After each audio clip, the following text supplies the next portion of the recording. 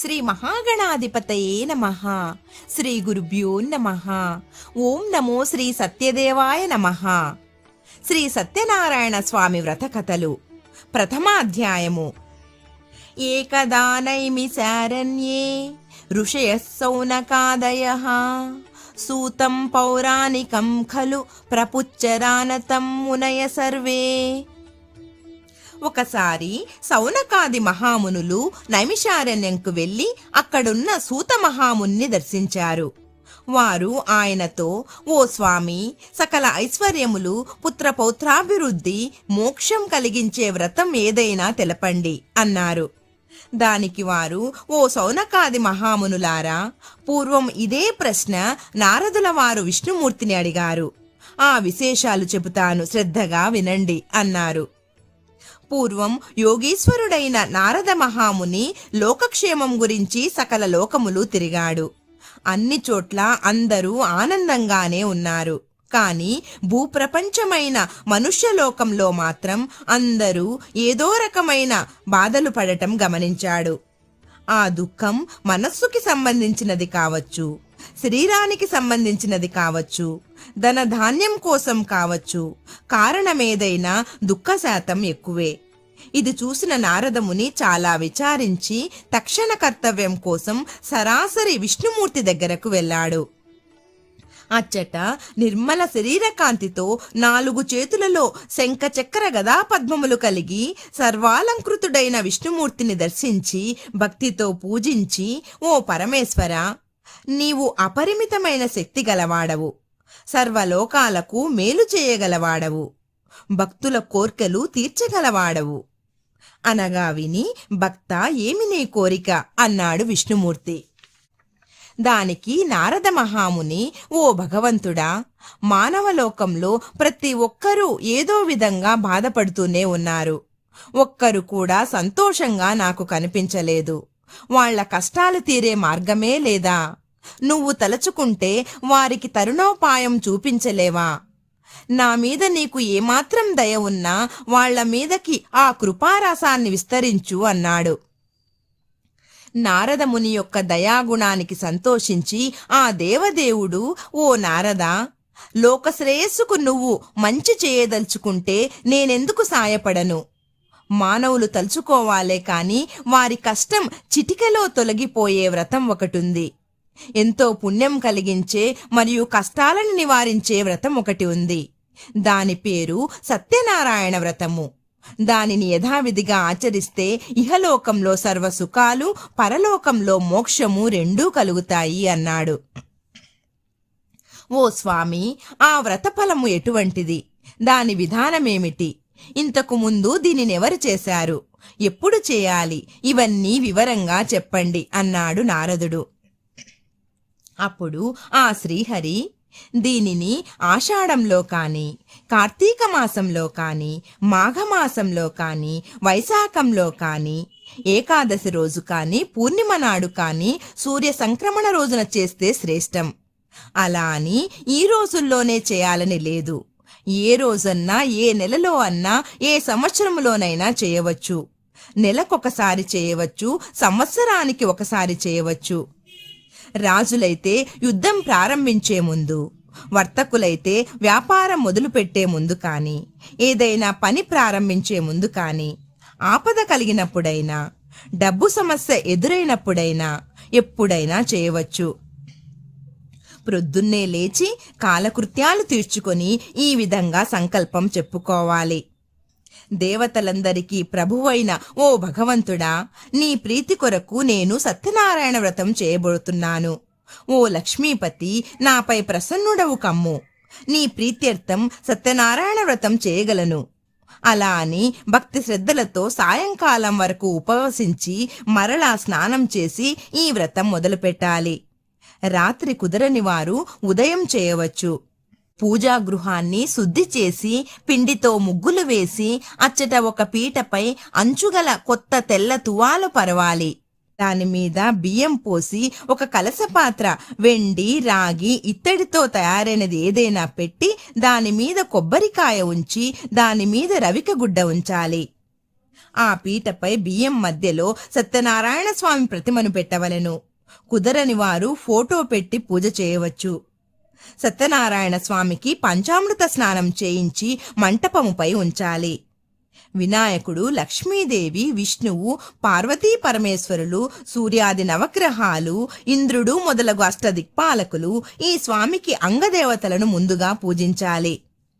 ముందు వరుణదేవుణ్ణి అనగా కలశాన్ని ప్రత్యేకంగా పూజించాలి.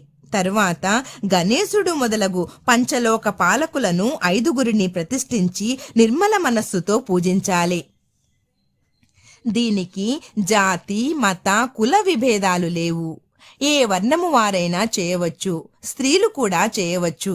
నారద, ఈ వ్రతము అన్ని రకాల సంపదలను ఇస్తుంది, దుఃఖాలను తొలగిస్తుంది, ధనం వృద్ధి చెందుతుంది, పుత్ర పౌత్రాభివృద్ధి కలుగుతుంది, వేయేల సకల సౌభాగ్యములు కలుగుతాయి అన్నాడు.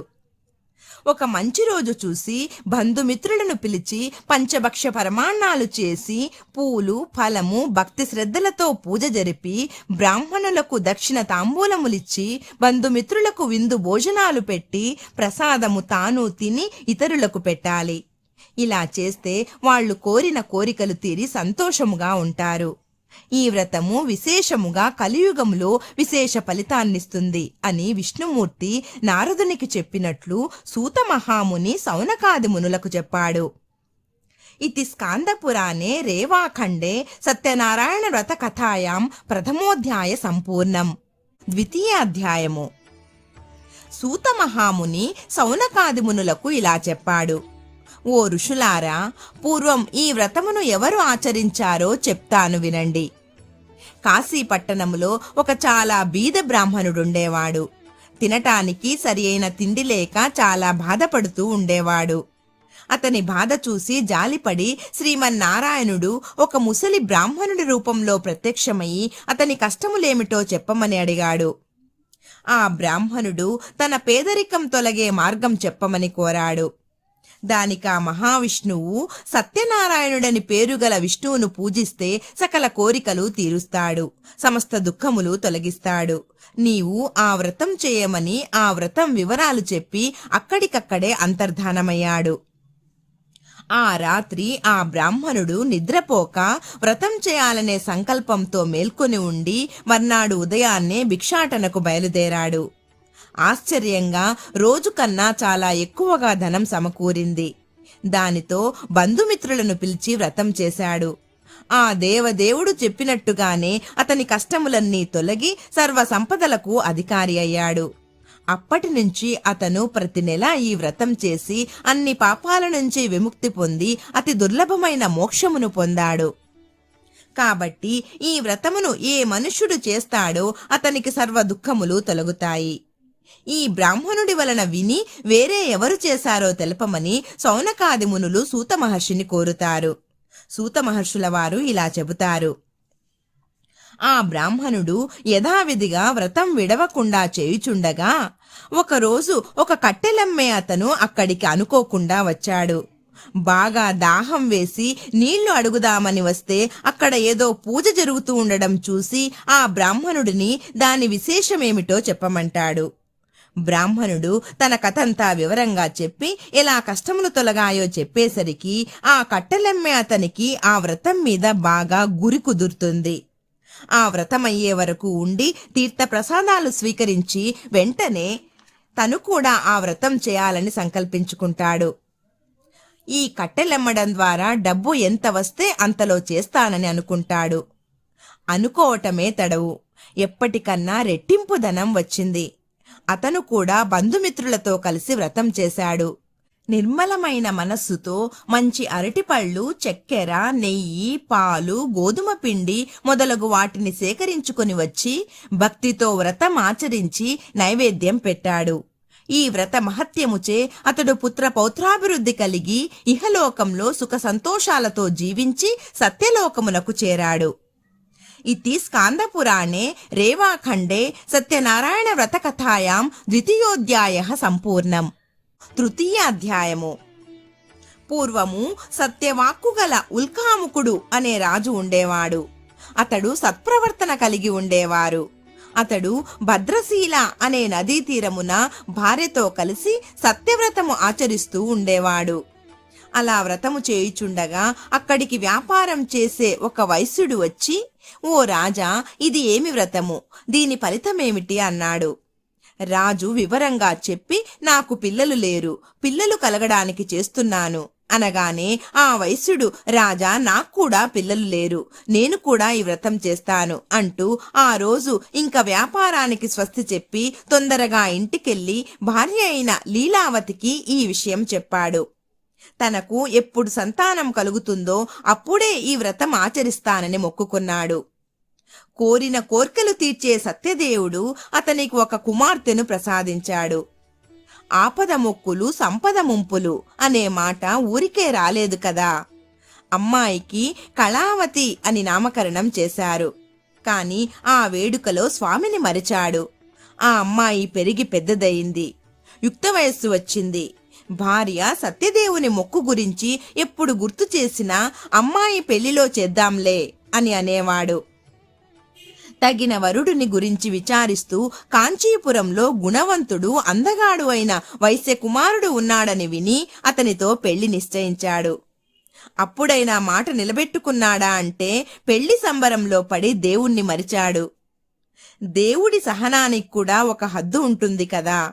దాంతో నారాయణమూర్తి కోపించిన వాడై తగిన సమయం కోసం వేచి ఉన్నాడు. కొంతకాలమయ్యాక మామ అల్లుడు కలిసి వ్యాపార నిమిత్తం చంద్రకేతు రాజకుమారుడు ఉండే రత్నసానుపురానికి వెళ్లారు. ఆడిన మాట తప్పిన వైశ్యునికి గొప్ప దుఃఖం కలగాలని సత్యనారాయణ స్వామి శపిస్తాడు. ఆ శాపవశముచే ఎవరో చేసిన నేరానికి వీళ్లు బలవుతారు. కొంతమంది దొంగలు రాజుగారి ఖజానా నుండి సొమ్ము దొంగలించి భటులు వెంటబడుతూ ఉంటే భయపడి ఈ వైశ్యులున్న చోట ఆ డబ్బు వదిలేసి పారిపోయారు. ఇంకేముంది, ఆ భటులు మామ అల్లులను పట్టుకుపోయారు. రాజు వారిని భయంకరమైన కారాగృహంలో బంధించి వాళ్ల డబ్బంతా స్వాధీనపరుచుకున్నాడు.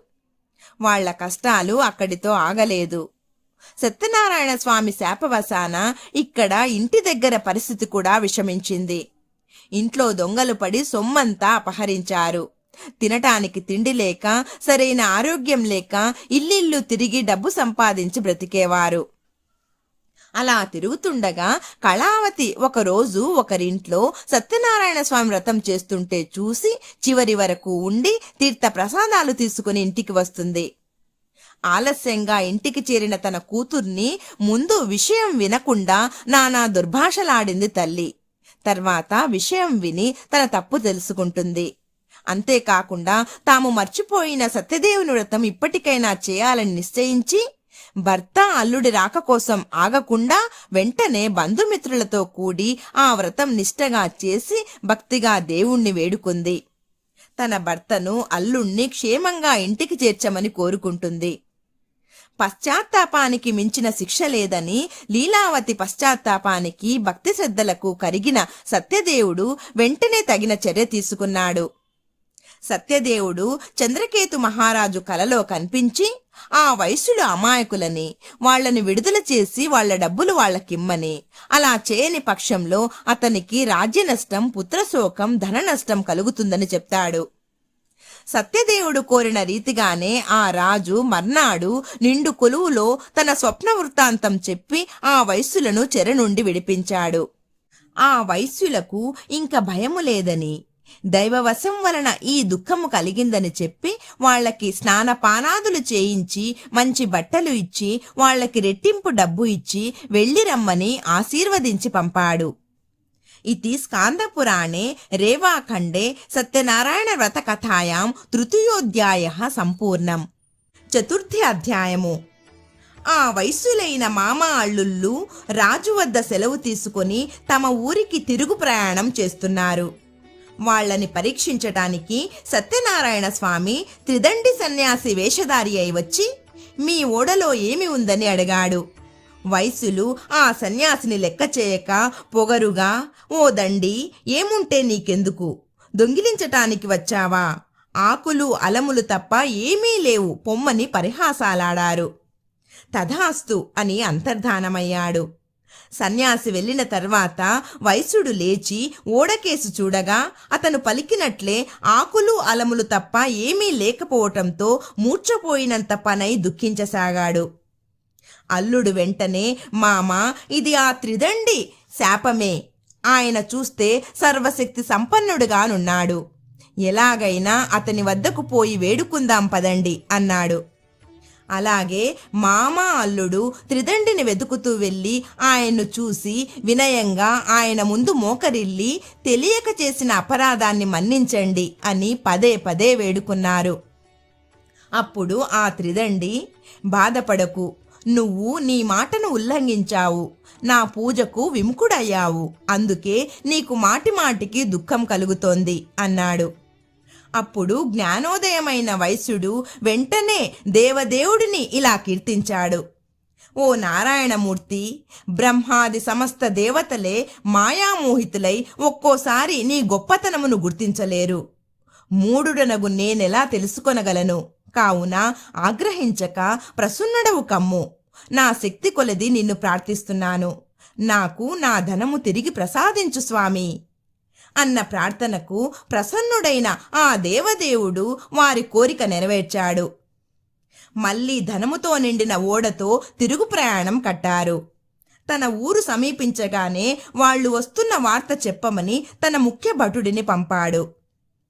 అదే సమయంలో ఇక్కడ కళావతి, లీలావతి సత్యనారాయణ స్వామి పూజ చేస్తున్నారు. పూజ చివరలో ఉంది. ఆ సంతోషకరమైన వార్త విన్న వెంటనే తల్లి పూజ ముగించి కళావతిని రమ్మని తాను ముందుగా వెళ్తుంది.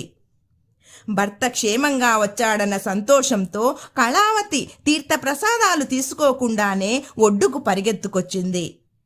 అది చూసి ఆగ్రహించిన సత్యనారాయణ స్వామి వైశ్యుడు ఓడ దిగగానే అల్లుడు ధనంతో ఉన్న ఓడ మునిగిపోయేలా చేశాడు. కళావతి భర్త కనబడకపోవటంతో ఎంతో దుఃఖించింది. ఆమె దురావస్థ చూసిన తండ్రి, బంధువులు అందరూ చాలా బాధపడ్డారు. లీలావతి భర్తను చూసి, ఓ స్వామి, ఇది అంతా ఆ భగవంతుని మాయ. ఆ నారాయణుని యొక్క మాయను తెలుసుకొనగల శక్తి కలవారెవ్వరు అని విలపించింది. కళావతి తన భర్తతో సహగమనం చేయటానికి ఉద్యుక్తురాలయింది. ఆ వైశ్యుడు తన శక్తి కొలది సత్యదేవుని పూజ చేస్తాను అని ఆ దేవుని తలుచుకొని పదే పదే సాష్టాంగ నమస్కారం చేశాడు. అప్పుడు సత్యదేవుడు ఆ వైశ్యుని యొక్క భక్తి విధేయతలను చూసి ప్రసన్నుడై అశరీరవాణిగా ఇలా పలికాడు. సాధు, నీ కుమార్తె నా ప్రసాదమును తినకుండా భర్తను చూడటానికి పరుగున వచ్చింది. అందుకే ఇలా జరిగింది. ఇప్పుడు ఇంటికి పోయి ప్రసాదం తిని వస్తే అంతా సవ్యంగా జరుగుతుంది. కళావతి అలాగే చేసింది. ఆమె భర్త నవ్వుతూ ఒడ్డుకు చేరాడు. అక్కడికక్కడే అప్పటికప్పుడే ఆ వైశ్యుడు సత్యదేవుని పూజ చేసి ఆ తర్వాతే ఇంటికి వెళ్ళాడు. అప్పట్నుంచి ప్రతి పౌర్ణిమకు, సంక్రాంతికి ఈ వ్రతం ఆచరించి ఇహపర సుఖములను పొందాడు.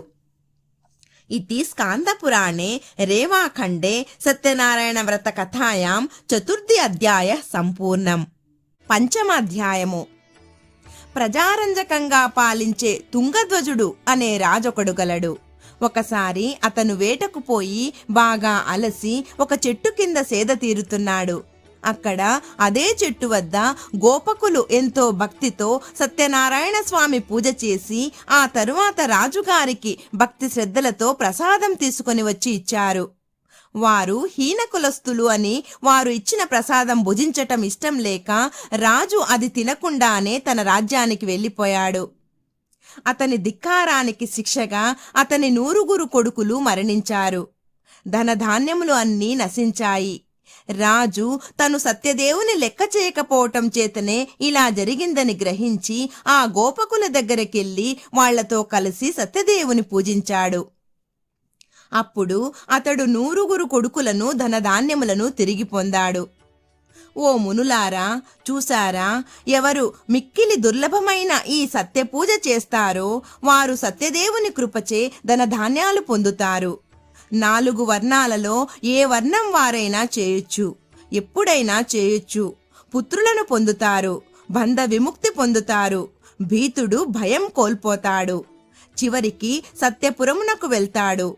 సౌనకాది మునులారా, ఏ వ్రతముచే మనుష్యుడు దుఃఖము నుండి ముక్తి గలవాడవుతాడో అట్టి సత్యనారాయణ వ్రతమును మీకు చెప్పాను. ఇది కలియుగంలో విశేష ఫలప్రదము కలది. ఈ దేవుడిని సత్యేశ్వరుడని, సత్యనారాయణుడని, సత్యదేవుడని కూడా చెప్తారు. సత్యదేవుడు ఆయా రూపములను ధరించి భక్తులు కోరిన కోర్కెలు తీర్చి సత్యరూపుడు కాగలడు. కావున ఓ మునిశ్రేష్ఠులారా, ఈ వ్రతమును నిత్యము ఎవరు చేస్తారో, ఎవరు వింటారో వారి పాపములు సత్యదేవుని కృపచే నశించునని సౌనకాది మహామునులకు సూతుడు చెప్పాడు. इति स्कान्दपुराणे रेवाखण्डे सत्यनारायण व्रत कथायां 5th अध्यायः सम्पूर्णम्।